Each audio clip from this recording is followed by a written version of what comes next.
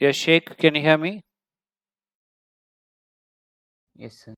Right. Turn on the video, please.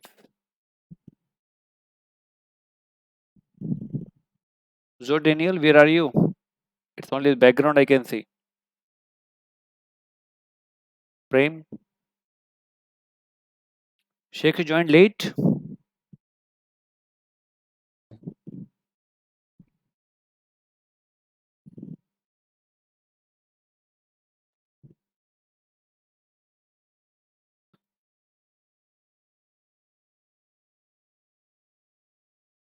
No, I'm sharing my screen.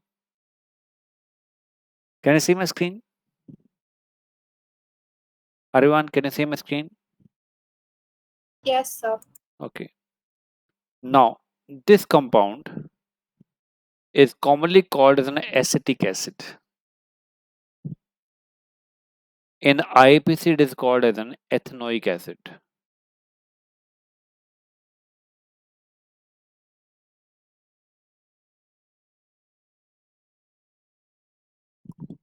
It contains carboxylic acid group.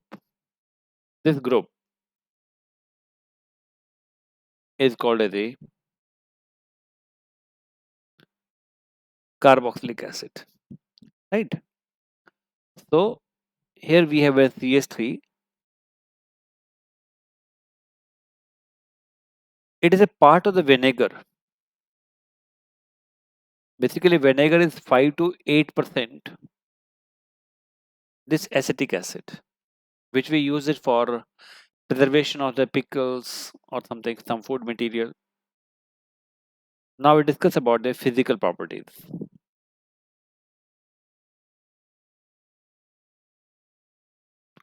It is again a colorless, pungent smelling,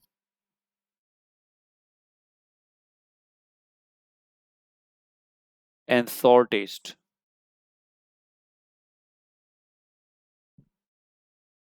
And sour taste.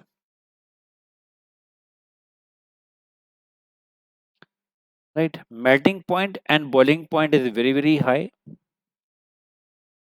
It's quite high melting and boiling point because this acetic acid, it forms hydrogen bonding with what with each other and act like a dimer. Dimer means combination of two. So that is why they have a high molecular mass. When the molecular mass is high, the melting and boiling point will also be high.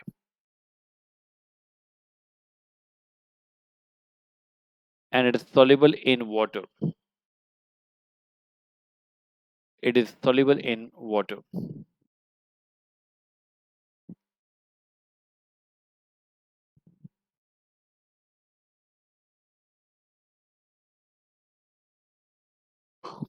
Now we discuss about some chemical properties.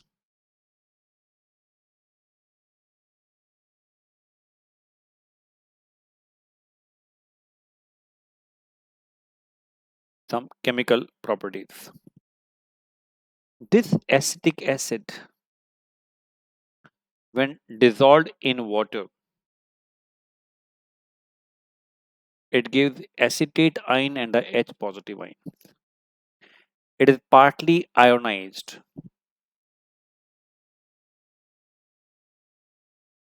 So it is a weak acid because it is not undergoing complete dissociation.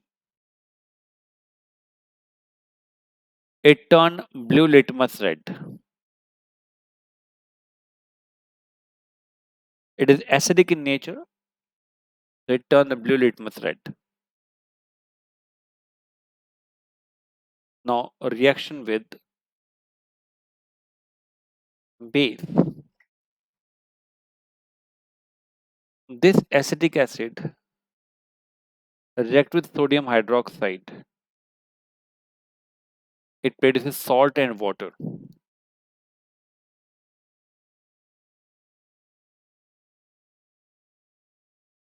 It produces salt and water. So acid plus base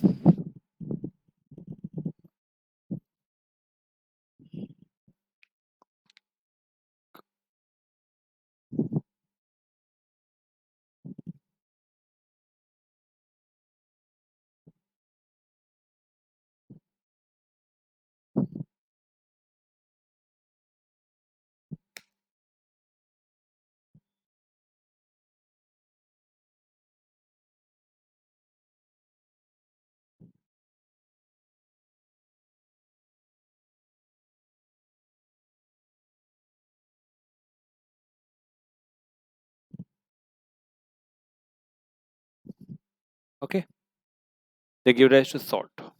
Note it down.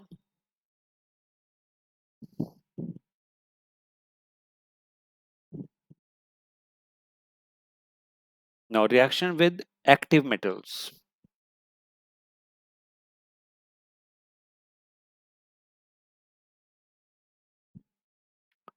This is the acetic acid.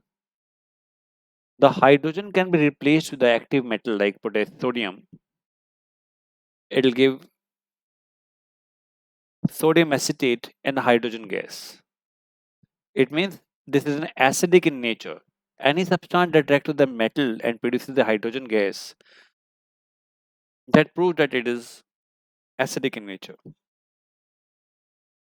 Similarly, this acetic acid when combined with calcium is the valency of the two. So that forms the calcium acetate and hydrogen gas.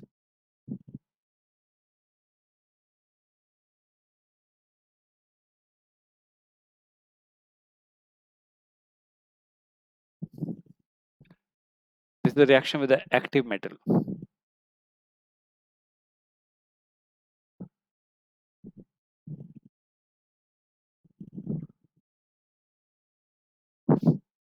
Understood?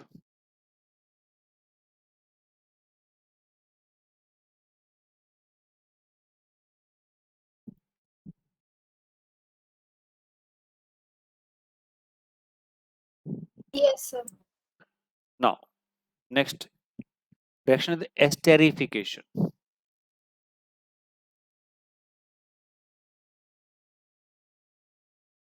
When I say esterification, it means acid plus alcohol, they give ester.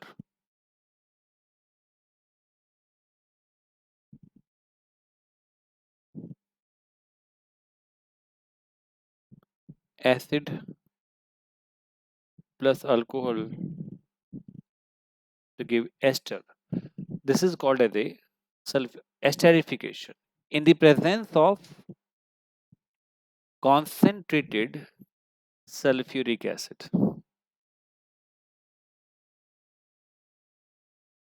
This is a test of the conformation of the alcohol or the carboxylic acid because ester have a fruity smell.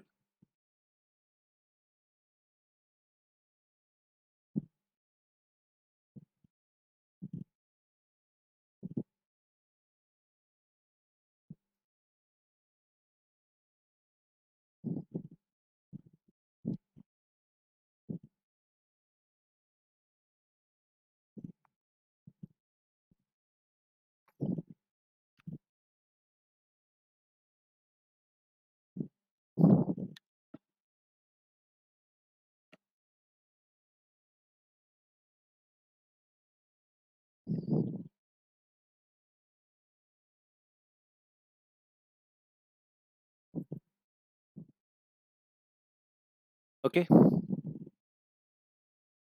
note it down.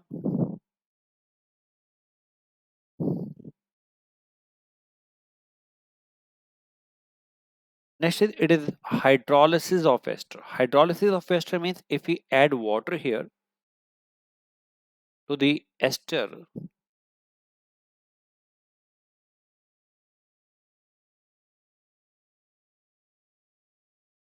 in the presence of some acid,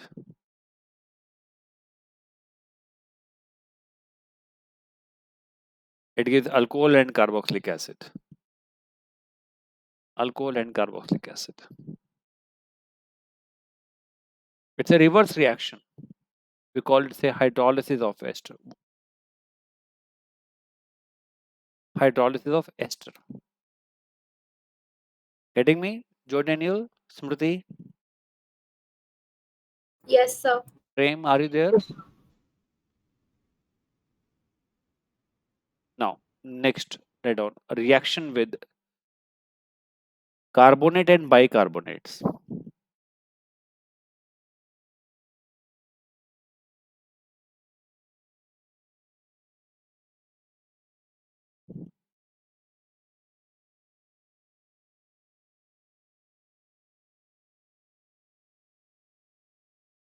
reaction with carbonate and bicarbonate.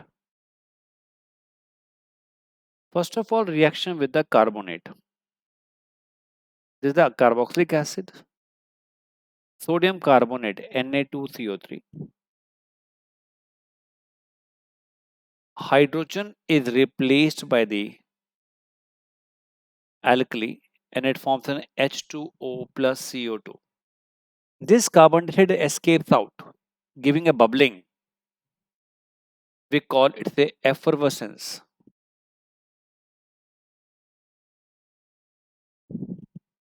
We call it the effervescence.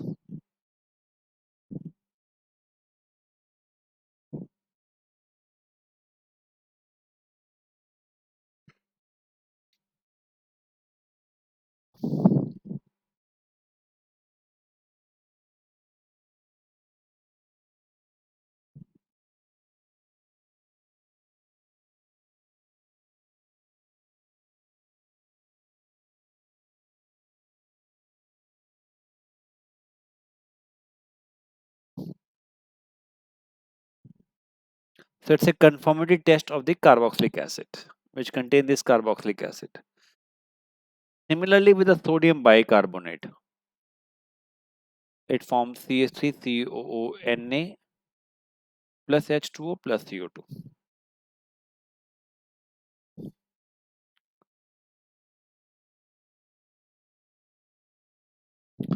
Now we talk about the uses of the acetic acid. Where do you use it in our daily life? Number one, it's a part of our food in the form of the vinegar.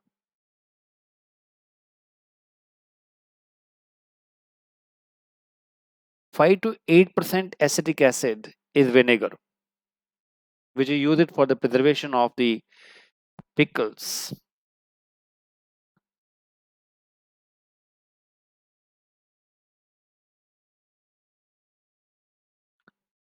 It is used in the preparation of some esters and perfumes.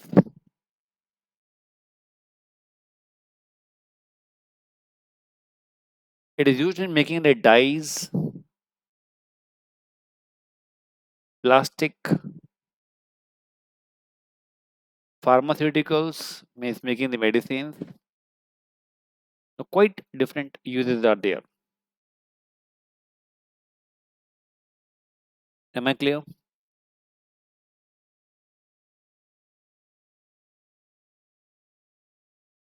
Yes, sir. Now, there are two important organic compounds that are in its labels. One is the ethyl alcohol, other is the acetic acid. Now I'm coming to the last topic of this chapter, and after that we'll be discussing only the assignments based upon this chapter. I'm now discussing about soaps and detergents. Soaps and detergent. So write down here soap. What is soap? Technically, what is soap? Or chemically, what is soap? Soap is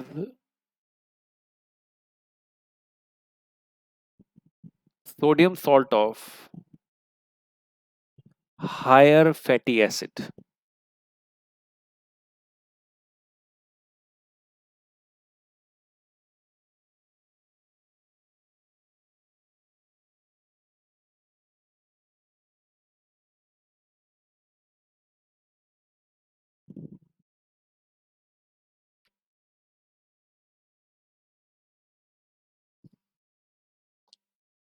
Soap is sodium salt of higher fatty acid. This R is a long chain carbon atom. Like we have a C17, H35, COONA. So we call it a sodium stearate.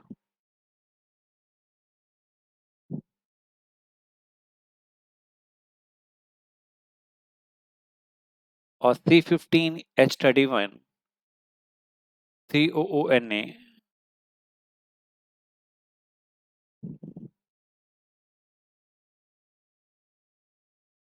sodium palmitate. C16H35, COONA, sodium oleate.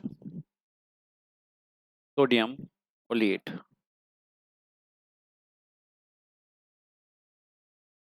These are different soaps, right? Sodium stearate is the same that we use it for washing the clothes. You know, the brown color soap. Palmitate and oleate, we use it on bathing soaps. Now, we discuss about how to manufacture a soap.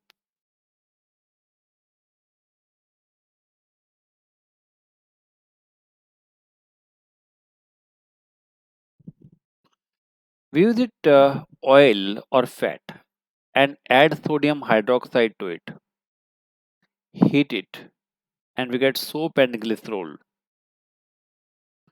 This is where to do it tactically.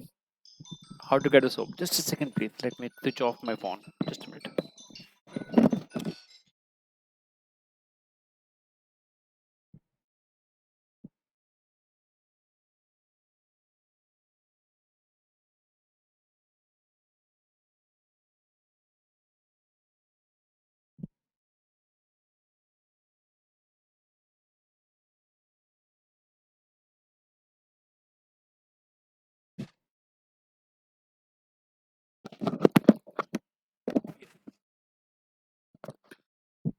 Yes, Smriti, Prem, Zo, everyone here? Yes, sir. Yes, sir. All right. I'm stopping sharing for a second. Yes, Saru, Mahesh, can you hear me? Yes, sir. Please turn on the video. Yes, sir. Please turn on the video.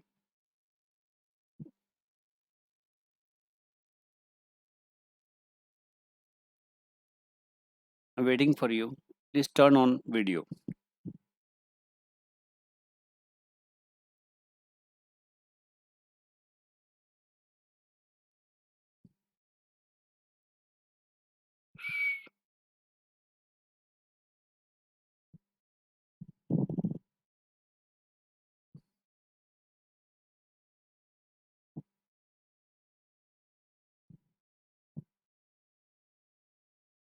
Saru, Sir, I turned it on. but I can't see. Sir, may I rejoin? Okay.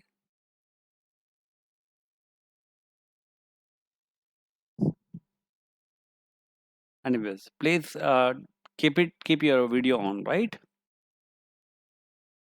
I'm sharing my screen with you. So basically, in the oil, we have a triester. What is a triester? I'll draw you the structure of the triester here. Here we have an R, like C17H35. This is known as a triester. Three times esters are grouped in the same molecule. We call it a triester.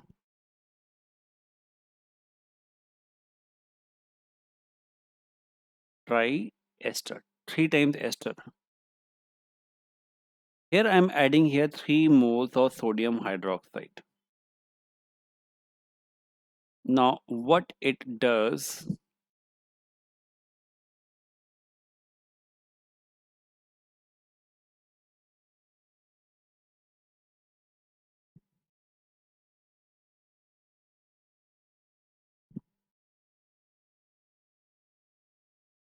it gives glycerol and 3 moles of the salt. C17H35 COONA, and we call it a soap.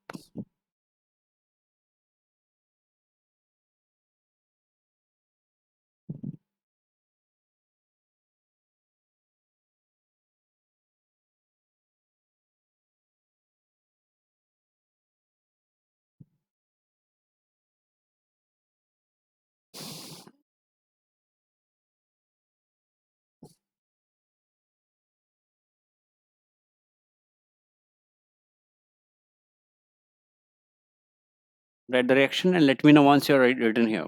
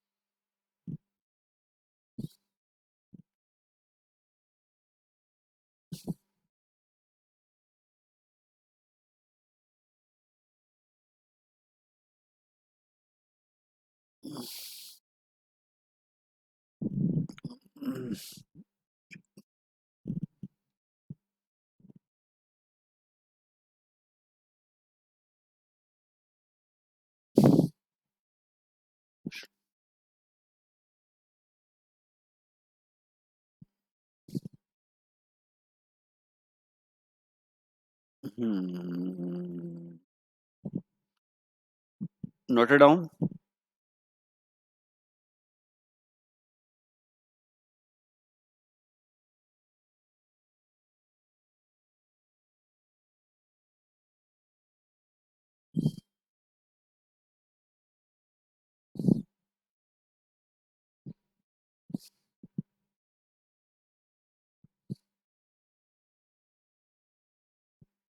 Are you done?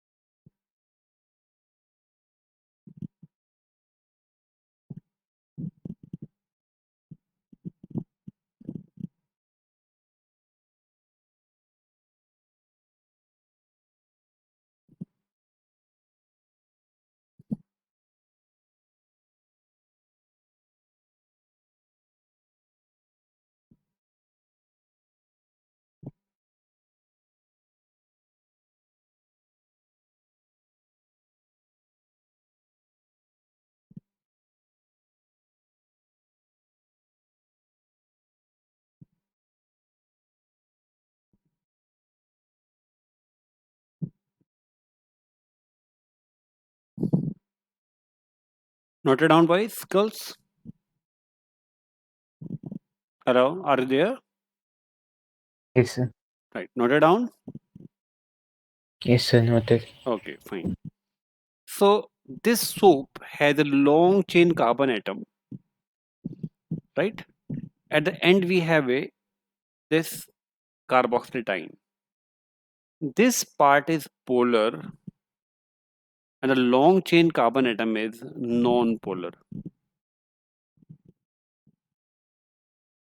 The polar part is attracted towards water, we call it a hydrophilic, and non-polar part is repelled by the water, we call it a hydrophobic.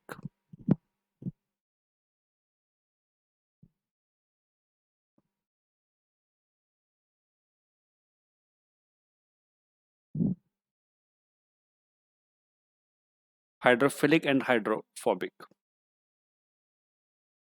We call this is a tadpole structure. Tadpole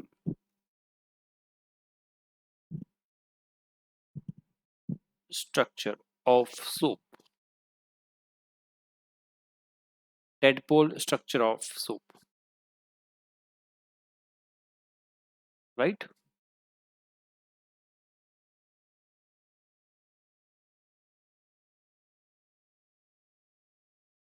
This is the structure of the soup. Now, next write down limitation of using soaps. Limitations of using soaps. It can't be used in hard water. Can't be used in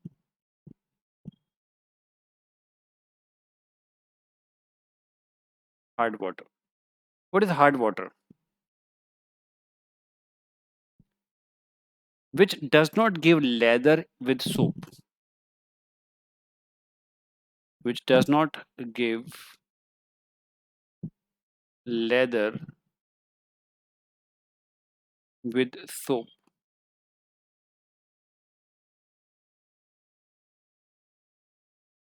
They contain calcium salt of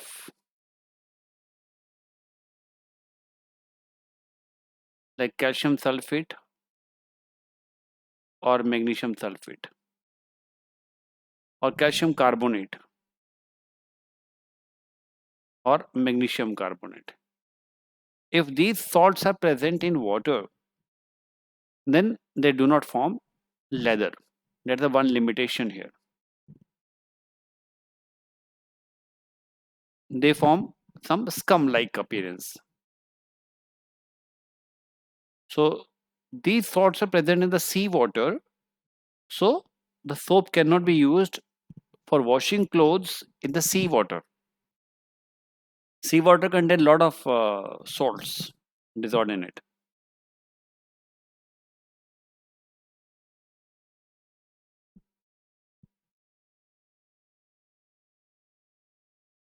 Number two, soap cannot be used in the acidic solution. Soap cannot be used in the acidic solution.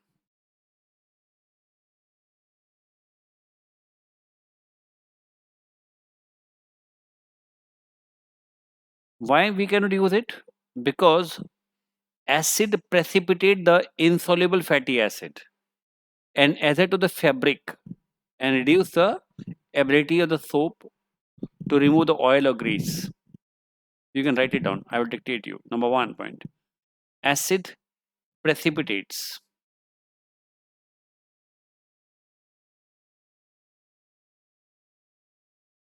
Acid precipitates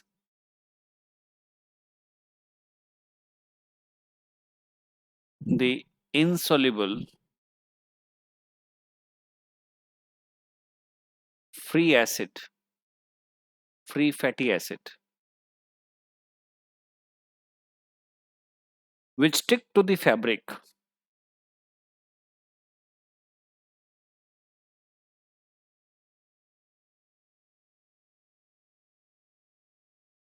and this reduce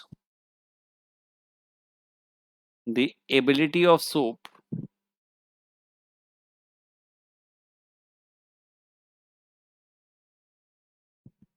to remove oil and greases from fabrics.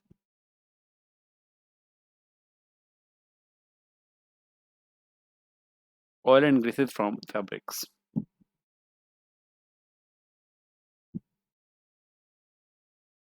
So there are two limitations of the soap. Number 1, we cannot use it in the hard water, and number 2, we cannot use it in the acidic solution. Understood? Now, next, detergents. Write down. Detergents are ammonium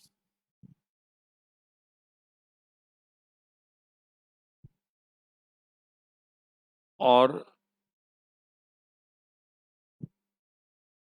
sulfonate salts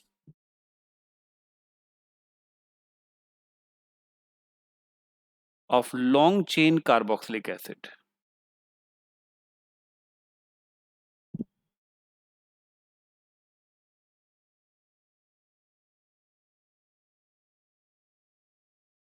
Which has a cleansing properties in water. cleansing properties in water. They are called as a soapless soap. They are called as a soapless soap because they don't have a soap-like structure, but they have a cleansing action.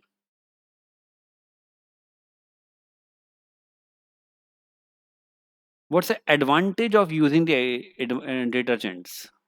Write down advantages of detergents. Number one advantage, it can be used in hard water. It can be used in hard water because there is no precipitation takes place in the hard water.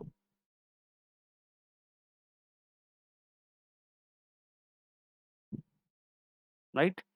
But there is a one disadvantage is also. Now talk about a disadvantage.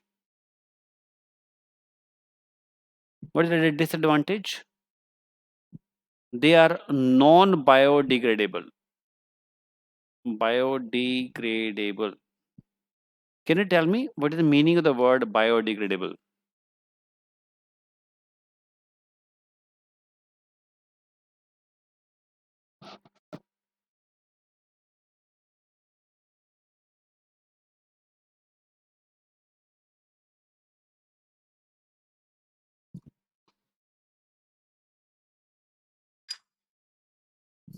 So can I try? Pardon? Yes, please tell me. So biodegradable means the material will be it's the material is able to get decomposed environment without causing any pollution or unwanted damage to the environment. Then what is the bio here? The living organisms, the So it will be decomposed by the living organisms, right? And this is non-biodegradable means it cannot be decomposed by the living organisms. So that causes pollution in the water. That causes pollution to the water. They are non-biodegradable. But soaps are biodegradable. They can be decomposed by the living organisms like bacteria. This is the limitation. This is the disadvantage of the detergent. And now we talk about the last topic of this chapter, that is the cleansing action of soap. And after that, we will be discussing about the your assignment, right, on cleansing action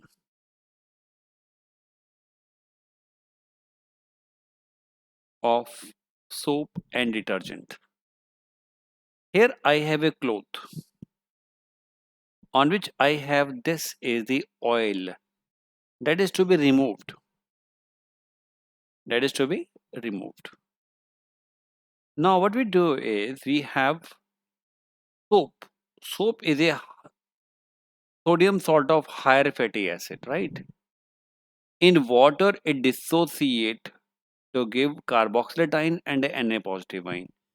This R is long chain, and this one. This long chain is non-polar,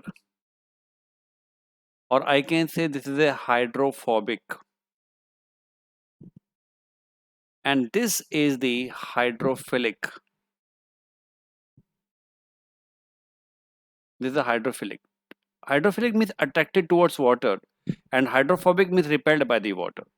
The one that is hydrophobic is attracted toward the lipid or fats. So the long chain goes into the oil and the polar part outside and comes in contact with the water.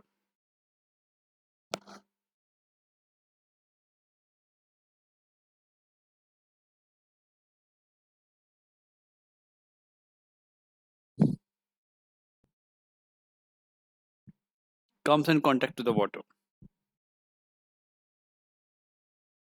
Right. So water pulls this towards itself. As it pulls, the small oil droplet come in the water, in which the polar part outside and non-polar part inside.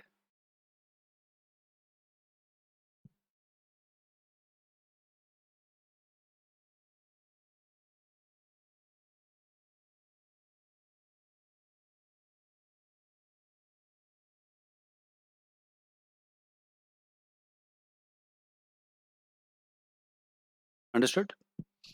So oil is removed from the cloth, and such droplets that comes in the water, right? They will never stick to each other.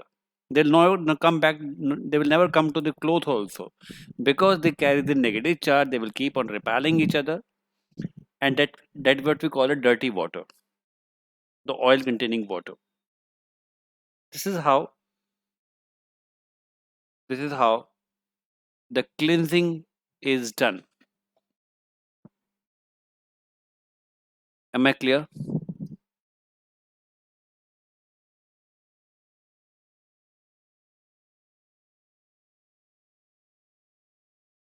Hello, can you hear me all? Yes, sir. Noted down.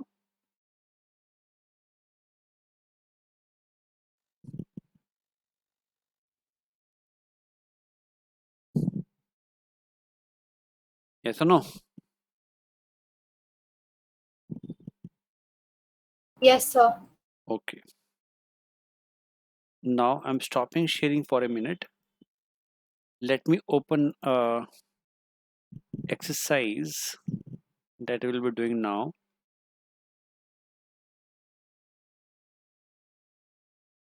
Okay. Mavish, Saru, Prem, everyone please turn on the video. Mavish, your video is off.